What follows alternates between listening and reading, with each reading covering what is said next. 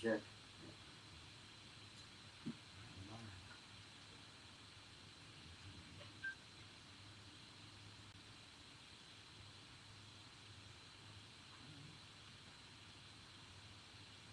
Sweet. All right. Hello, everybody. Welcome to another episode of All About Aspen, hosted by me, your host, Landon Like a Plane, Landon Like a Drone. Today, I have with me my buddy Mitch Krause. Is that how you say your last name, Mitch? That is correct, yep. Mitch Krause. And so we're going to be getting into a little bit about the behind the scenes on Mitch. We're going to be talking about what he does for work up here in Aspen and giving you a little bit of the inside info. All About Aspen, the show that takes you inside one of the most exclusive places on the planet with me, your everyday man, Landon Hartstein, Landon Like a Drone. And yeah, let's get into it. Mitch, welcome to the show. Thanks, Landon. Yeah. It's real stoked to be here, man. Yeah, all right. So, in general, I just like to try to let people know, how we met and why you're on the show and how we came to know one another. So, why don't you tell the memory of kind of how we met, and then I'll chime in on the story as well. Okay, yeah. Yeah, Aspen Meadows Resort. Not a lot of people know about it, but it's a 40-acre property nestled right outside the west end of Aspen, and I'm a bartender there. I think at the time I was a server. Landon worked in the front office area as a bellman, and we would cross paths on a regular basis there. And I think, what was that, 4? Was that 4 years ago? 5, I think. 5, yeah. So, yeah. Time flies. Yeah, man. Back in 2020, we're in 2025 now, but back in 2020, we were at the beginning of the pandemic, and I had gotten a job working over at the Aspen Meadows because I am a professional speaker, and I wanted to try to get into the Ideas Fest. And those tickets are like $3,000. And so, being a crafty local, I decided that I would get a job working at the property that hosted the event, which then got me free access to a couple of the lectures. Unfortunately, as an employee, they had all kinds of restrictions, and they were like, you can't sit in the seats, you have to stand at the back of the room. And so, while I did get to go, it wasn't quite the ideal experience I was hoping that it would be. I did end up getting to go this year, and I got a press pass and was able to attend as a normal patron. But yeah, back in the day, back in 2020, Mitch and I crossed paths over at the old Aspen Meadows there, a little hidden gem here in Aspen. It's definitely got one of the better views. What's the name of the new restaurant there now? Yeah, it's called the West End Social now. What was it before? It's called Plato's. Oh, that's right. Yeah, It was called Plato's before. So anybody who knows that deck and that restaurant, you probably knew it as Plato's. That's what I knew it as. It's got 2 sections. They remodeled it, right? I mean, they put quite a bit of money into that remodel, didn't they? Yeah, no, basically just more aesthetic kind of, stuff. Not too much like they didn't bust down too many walls. Well, because they had just done that a couple of years prior. But when I first started, they just got done finishing like the building. But yeah, you're right. They changed mostly the inside. But it was nice because that fine dining side of the restaurant definitely felt like exclusive. Yep. And now it feels a little bit more inclusive. Like if you're in the bar area, you can go into that fine dining area and get a meal, and you're not like gonna get kicked out if you're not on the list or whatever. Yeah, no, for sure. It's also so much more comfortable. There's banquette seating. It's like there's like warm wood tone colors. It's not to say it wasn't great before, but it's better now. So we're stoked about it, and I'm still there. So yeah, you are still there, which is crazy because that's where we ran across each other. I was over at the Ideas Festival doing some stuff for the Aspen Times, and I saw Mr. Mitch behind the bar there, and went up and said hello. And so we reconnected, and it turns out Mitch has actually launched his own company, which we're going to talk about here in just a minute. But before we do that, let's just wrap up talking about Plato's in the Meadows, because that is a pretty cool property. And it's relatively unknown. It's a conference hotel. Yep. So that's part of the reason that nobody really goes back that way, is that it's mostly booked out by businesses and corporations that are hosting a variety of different conferences and lectures. Yeah. It's really set up well for that. They call it a campus, right? Pretty much. Yeah. I mean, it's got that vibe. It almost looks like a college campus in some ways, but it's also, I think, being part of the Aspen Institute, owned by the Aspen Institute, everyone thinks it's almost like a private aspect. Right. And it's not. Right. Anyone can go there. Right. Anyone can be, a guest at the restaurant. You can go check out, the amazing views at the patio, right? Like you can walk around, do like an art tour. It's a lot. It's a lesser known gym, I would say. And that's exactly what we're getting at. So if anybody listening to the show, if you haven't been over to the Aspen Meadows property in a while, or if you're a tourist and you've never even heard of it, and you probably wouldn't without us, we definitely recommend going over to check it out. They put in that new coffee shop downstairs. Mm-hmm. Yep. And I gotta say, I'm a bit of a coffee snob, and we don't really have great coffee in Aspen. No. But that shop delivered. I mean, it was a little on the expensive side, but everything in Aspen's expensive. Sure, yeah. And so, you hope that at least for your money, you get what you pay for. And I gotta say, there's that new St. Ambrose coffee shop over in town. Yeah. And what's the name of the one that's below the Aspen Meadows? We just call it the West End Social Cafe. West End Social Cafe. Well, so that place, if you're looking for a good cup of coffee, let me tell you what, it's a little bit out of the way, which is part of what makes it, kind of, a treat to get out there, and you're going to be a little bit secluded. But in that same way, it's a really welcoming, open, social place that I think it's a little bit lesser known because it's just a little out of town.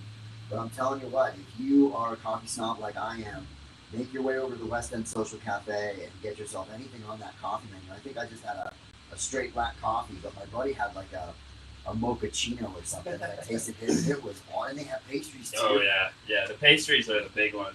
Chef Sarah is the pastry chef of the property, and she's unbelievable. Oh, beautiful. Honestly, there's a thing called the crownie.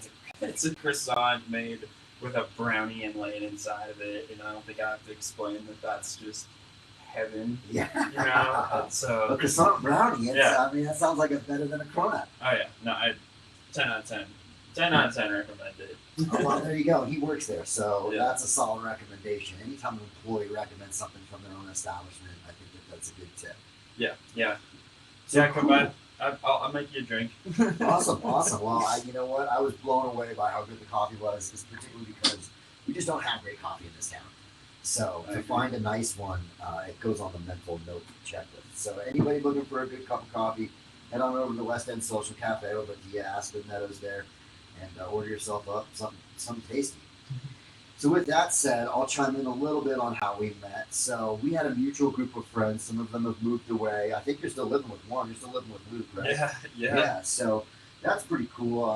How old are you, Mitch? I'm 30. About to be 31 though in like a couple weeks. 31. About to be 31. He's still a youngin'. Yeah. So that was one of the things that I found, intriguing about that group of friends. I'm 43. So you guys are quite a bit younger than me, and I always like hanging out with people who are filled with energy and still going out in the town and doing things around. Because a lot of my friends are sort of old and curmudgeon-y, and they'd rather sit at home than go out, on a Friday night. So it was nice to get plugged into some of that energy and connect. And I'll tell you the story that I remember about you was one day I came in and you had a massive black eye. And, working with a black eye in the service industry is a little bit taboo. But obviously, you hadn't been in a fight or anything. So I ended up walking up to you and being like, what happened to your eye? And you're like, oh, man, I was throwing a double wildcat. And I busted myself with my knee in my face. Oh, like, yeah. I was like, what the fuck is a wildcat? Like, I'm pretty into snowboarding. I like tricks. And I've never heard of a wildcat before. So, Mitch, why don't you tell the people, what is a wildcat? A wildcat is a backwards cartwheel on a snowboard, essentially. The opposite, which is a forward cartwheel in snowboarding, is called team dog. A team dog? Yeah. Okay. So, and as much as I'd love to say I was trying to double, that's not my repertoire. But a wildcat is. But it was like a switch wildcat off a roller. Yeah. I was like, what happened to your eye? He's like, oh, I was just trying to throw a switch wildcat. And I was like, what the fuck is a switch wildcat? And then he told me, he's like, it's kind of like a rotating backflip. And I'm like, you can do that? And he's like, yeah. And that's when I kind of gained a little bit more respect for Mitch, because I can't do a wildcat, and I'm a pretty good snowboarder. And so whenever I meet somebody who has another level in them, there's a little bit of respect that's garnered inside me where I'm like, all right, I want to go see you throw a wildcat, which we still haven't gotten to do. We still haven't really ridden together. That's true, yeah. But maybe this winter, maybe this upcoming winter, I'll get to see. Are you still throwing wildcats at 31? I Or don't know. have you moved past that stage in life? We're kind of moving a little past that. But Yeah. Who knows? There might be a resurgence. All right, well, I'll bring the camera, man. I'll bring the camera, and we'll get it on film this time. Awesome. But yeah, I do have enough experience spinning, and maybe not flipping on purpose, but I have smashed myself in my face with my own knee before. Yeah. So Yeah. I could totally see how that would happen, especially when you're trying to rotate backwards. Yeah, I ended up with quite a few stitches on Yeah, that day, actually. But yeah, I was with Chef Nate. I don't know if you remember him. And some friends, and yeah, we went straight to the clinic that day. I looked at him and I was like, "How bad is it?" And he's like, "Oh, we're gonna go ski patrol." We're gonna get you to a nurse. Yeah, so needless to say, I had I think it was like 13 stitches, and got put back together and went out for operate right after. There you go, right? What's better than a post-stitch snowboard session is a drink. Yeah, exactly. But yeah, that's kind of how Mitch and I connected, and yeah, we've been sort of acquaintances and friends ever since. And now he's sitting up in my living room and we're recording a podcast. Take care, man. Pretty cool how things go full wildcat on you. I love that. Yeah. So all right, well, let's dive into a little bit about what you got going on as far as you launched your own company. So now you're one of the many people in Aspen who's got more than one job. Yeah. Is that right? Yeah, this is true. Yeah. So do you have another job besides the Meadows and your business? Well, technically, I'm an ABSC snowboard freestyle coach. Okay, that's another job, buddy. That Yeah. counts. That is a whole other job, teaching kids how to snowboard. Yeah, it's a weekend thing, and this last season I was just like a substitute coach. The season before I was like a full-on coach. I'm kind of dabbling, and especially we'll see if they need me or not.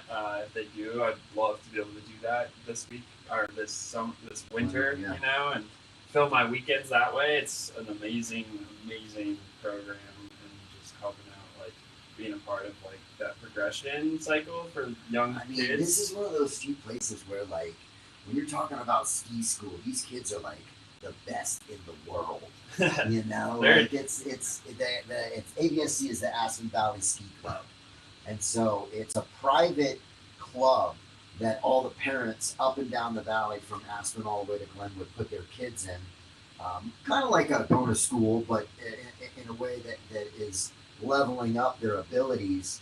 And the kind of talent that we have up and down this valley is, it's Olympic winning, bronze medal, silver medal winning athletes all up and down the valley, and that's who sometimes are teaching the kids, and that's who the kids are kind of competing against as far as the other ski clubs around the state.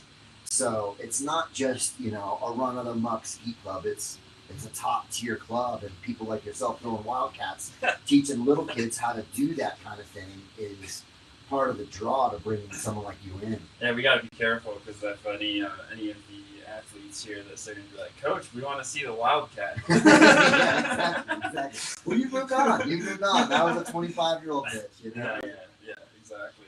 I get it. That happened to me. I broke my collarbone and had to have surgery on it, and ever since that point in time, I stopped really spinning and jumping. I do a little bit. I try not to because I just don't want to get hurt. But yeah, that one makes sense. I think that as you get older, you hit a point in time where you're like, I think my wildcat days are behind me. Yeah, for sure. But we'll see. Maybe we can coax one out of you. So, anyways, all right. You do the ABSC thing. What else do you? Obviously, what's your position over at the Meadows? I'm lead bartender. Yeah, that's what it looked like when I was in there. Yeah. So you've risen in the ranks over there. And you started off as a server, and now you're the lead bartender. Yeah. And that's a pretty cool spot to be a bartender. For sure, yeah. Cool bar. There's a lot of creative energy going on. We're constantly coming up with new cocktails, drinks, and things. And it's like you. I work at that place for a variety of reasons. It's a great crew. It's a great backdrop as far as offices go, but it's also this intellectually stimulating place. I have a master's in environmental management. Oh wow. I graduated 2 2 months ago now. Oh wow! Congratulations. Thank you. Really appreciate that. Yeah, it's a big deal. It was an endeavor. Yeah, and a master's degree too. That's Yeah. That's another level. No, it was, and the master's degree came about from the Meadows in a lot of weird ways. We had United Nations Mountain Partnership Group, who was at for a conference, and it's basically the United Nations bringing mountain towns from all over the world together to see how we can get them active in climate essentially, and bring them to the table because they're less represented, and little microcosms have their own issues, right? And so basically there was a group from Western Colorado University, and I was just serving them continuously. I believe the program at the time, and he asked for me to apply to the program. Awesome. Which then you go back from there a couple months, and one of my biggest kind of mentor type people, and someone I respect a lot. His name's Tim Mason. He's the head of energy and environment and policy, I believe. Sorry, Tim, if I got that wrong. But for the Aspen Institute, and my undergrad was in environmental studies and business, and I worked in renewable energy policy and stuff for a little bit too back in Wisconsin. And so Tim would come in with his group, and I would just nerd out with him all the time, and so we formed a really deep connection there. And Tim kind of told me 2 months before this, hey Mitch, if you really want to take this to a different level and have an impact, I think you should go to graduate school. Wow. So when this random person was apply to this program, knew nothing about me wanting to do anything with the environment, it just felt like the universe was speaking to me, and I was like, you know what, I'm doing it. And so I applied and got in. So. Wow. And where was the master's program? That was Western Colorado. It's in Gunnison. Yeah. I applied for a special exemption to do it remote, and so I got the okay. I was able to stay in this beautiful place, and 2-year program just finished. So. Oh, it's just it just speaks to how amazing this Roaring Fork Valley is and Aspen is in that regard. That you can come maybe just to ski, and end up with a master's degree, with kind of randomly, not necessarily on purpose or with intention. Right. But that's not to say it's not a massive benefit and addition to your life. And congratulations, that's a big deal. School's not easy, So no, if you're going to the higher levels of education and coming out with a degree, bravo. Thanks. That's well done. Thank you. That's something I didn't know about you. And then so you got ABSC and then your lead bartender. And now tell us about this new venture. Yeah. So it's basically a product of my master's degree, to be honest. I did go into the program already with an idea. 10 years ago in undergraduate school, I started a company, and it was focused on how do we figure out how to make social media less, I don't want to say toxic, but negative. There's aspects that aren't great for mental health. There's aspects that aren't great for society and how we view each other, and puts us down with echo chambers, if you will, and confirmation bias. We think we're right, and the further we go, the harder it is to see the other side, kind of thing. So that's just a product of the engagement model and the way it works in social media. Yeah. So I saw that happening in 2015, and went down the rabbit hole of tech, and spent 5 to 6 years trying to build a tech company in Wisconsin, and with no connections to Silicon Valley whatsoever, or anything like that. And ultimately, we failed. We bit off something more than we could chew. But I learned how the system works, and so I don't really remember. There wasn't a green light moment by any means, but something fast forward to 2 years ago now, 2.5 years ago, everything I kind of learned on that journey was oh my god, I can apply this to my love for the environment. That original company idea was always how do we tie social impact into this? How do we tie environmental responsibility, sustainability into this? But never could figure it out. And then it kind of clicked a little bit, and I was like, well, you've got this unbelievable ability to direct a human down a certain path of behavior, right? Using persuasive design is what they call it, and all these little tips and tricks that tech uses. Sure. So if we can do that to get people to buy worthless, stupid stuff, right, and resonate with them and their interests and values, then how maybe we can do that in a way to like promote environmental like behavior, responsibility. So, needless to say, that seed was planted, and I was kind of going about restarting my company, and then the master's thing fell right in front of my face, and I was like, listen, I would love to do a master's program, but like I'm going to build this company. And I was like, does that work together? And he was like, well, we happen to do it's called a 600-hour project. So traditional master's thesis is like, you defend it, everything. This program, you apply the first year of program, like curriculum, knowledge, what you learn, to a 600-hour project. So big on-the-ground project, right? And he's like, I think you could do your company for that. Yeah. So green light, I did that. Sweet, man. I mean, this guy, Tim, sounds like a solid mentor. You know? Somebody who kind of saw your vision and helped kind of put you in the right vehicle to get there. Well, and so Tim was the guy who told me to go to grad school, and then the other person who we're talking about was the dean of the Masters of Environmental Management. Oh, I got program. you. Okay. Oh, I'm sorry. No. All good. Yeah, I mean, I'm speaking all over the place. Well, no, but we want to make sure we're getting the right people the right credit. Yeah, for sure. So that's cool. And so, all right. So let's back up a little bit here. What's the name of the new company? Yeah, it's called Humanity. Okay, Humanity. Yeah. Humanity. Yeah. But a newer version of it. Exactly. Yeah. Yep. Okay, so Humanity, and then based off of what you've told me so far, I'm guessing that you're trying to help promote environmentally sustainable behavior. Yeah, at a very fundamental way, yes. And the way we do it is through education. So basically, our hypothesis is that all of our environmental issues that we face are human caused, come from a cognitive gap between people and nature. Uh-huh. So a better way of saying that is the environment's an afterthought. And there's a Pew Research poll that came out actually that said between 1 and 20, when you rank concerns for American voters, protecting the environment was number 13, and addressing global climate change was number 17 on the list, right? And you ask, okay, what's 1 through 3? And it's strengthening the global economy is 1. It was what is it? The reducing healthcare costs, number 2, and then defending against terrorism, number 3.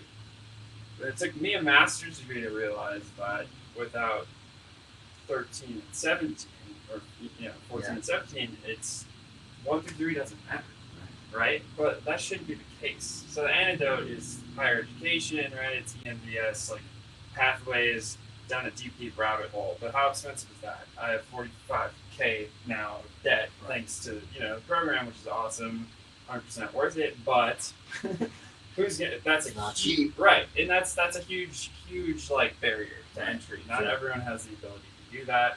Frankly, I don't either. But I just said screw it. I'm going to go into debt for it. But on top of that is, environmental education is treated as this like you can go down that path, but you don't have to. But it's really the backbone, like the way we, live in every aspect of our reality. It can't be done without the environment, right? And so that's not the way our systems put together from an education perspective, right? Yeah. It's its own. If you want, you can learn about it, which is backwards, and it's why a lot of our stuff is broken. It's why we live unsustainably, And so ultimately, we need to develop a green lens to look at everything, right? And so our company is exactly that. We're building a platform for environmental experts to come in, share their knowledge with tech, and the flexibility of technology, the Strava style gamification, incentive rewards, right? Badges, create that same feedback loop of you engage in our platform and you get points, right? So there's positive reinforcement going back and forth. But what we can do is we can take the giant world that's often not even represented, what I call the environmental world, and make it very digestible. We can curate it specifically to who you are and find your resonating pathway to a deeper connection, and then that will almost subconsciously just change your behaviors, right? And it's more just like it's at your decision making table versus not. Sure. And that is just a fundamental, like, we believe is going to be a really effective way to address things from inside companies to your personal decisions at the grocery store, right, to your job. And so that's kind of the gist. And the other big thing to note is if you don't go down a specific environmental studies like pathway, who's your teacher, right? It's the news. It's engagement model messaging, which with that it's what leads. So fear, right? And imagine if it's the environmental movement is your friend.